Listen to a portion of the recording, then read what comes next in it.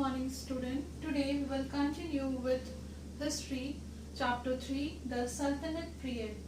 In the previous class I have sent a video in which we have discussed about the Tughlaq dynasty and we talked about Muhammad bin Tughlaq.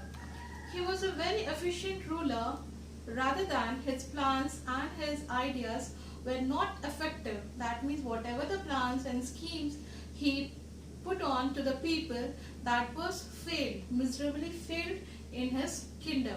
The first one he introduced was the increase in the land revenue, that was a taxation. The second one was the reshift of the capital, and the third one was the currency, that means exchange of currency. So after having all the three plans rejected very miserably, he started to occupy other territories. So the first he move on to the Qashqai territory, that means expanding his empire to secure the northern plain from other kings. He sent his army to Kangra region, that is in Himachal Pradesh, that is the present Himachal Pradesh state, and in that region he conquered that state or kingdom and he moved forward to Tibet region. But there was a great loss of army because many people died in the war. So he moved, or you can say he decided to expand his empire. So he moved to Kushan area, that is in Central Asia, and he wanted or decided to conquer that territory, that is in Central Asia. So he started giving money to the army. He spent a lot of money and weapons on the army, but it was there that it was difficult for the army people or the people to occupy that territory because it was different from the physical. The physical factors was defeating them to not to occupy that region, that is the Central Asia. So Muhammad bin Tughlaq decided not to conquer that area because the army people or the forces were finding difficult to conquer the Central Asia. So because of that, Muhammad bin Tughlaq became very unpopular in his schemes, and later on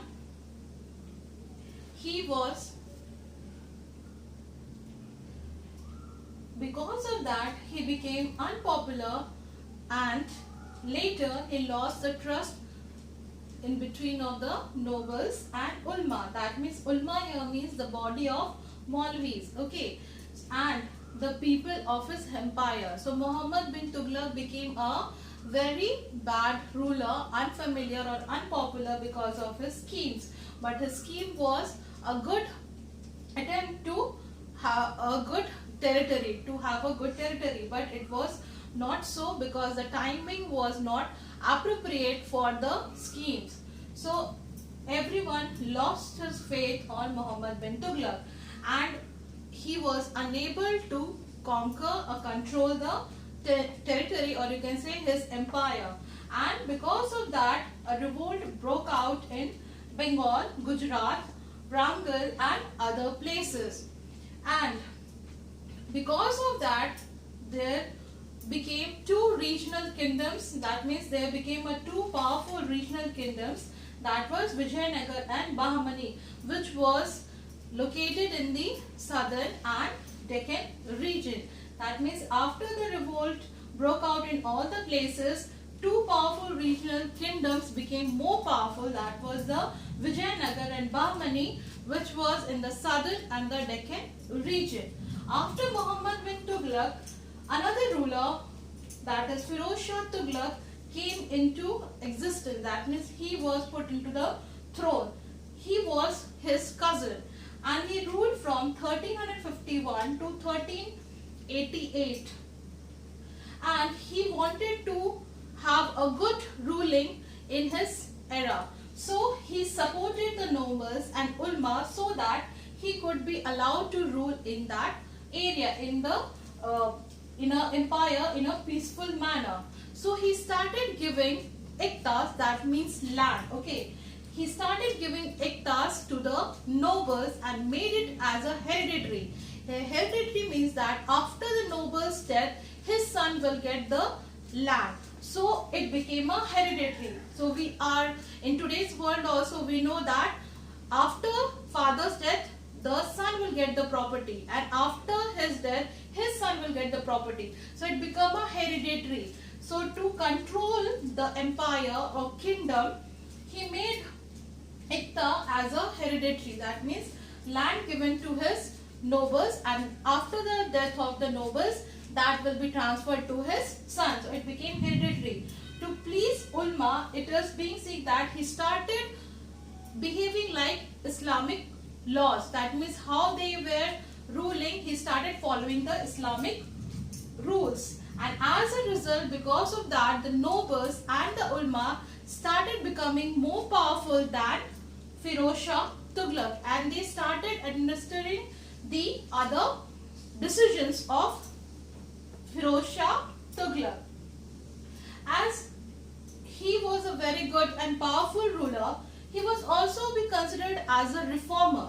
So what it does mean, the reformer? Reformer means a change in order to improve it. That means to have a change in the environment or in the kingdom. So Firoz Shah was considered to be as a reformer because he built many of the canals, tanks, wells, hospitals and rest houses. He also founded many towns like Jaunpur and Firozpur. And he also set up many educational institutions for the other purposes, so that there will be a good educational centers. And he also started giving a translation from Sanskrit into the Persian and Arabic languages. And after the death of Firoz Shah, his empire also broke out and many independent rulers, or you can say kingdoms, came into existence after Firoz Shah's death.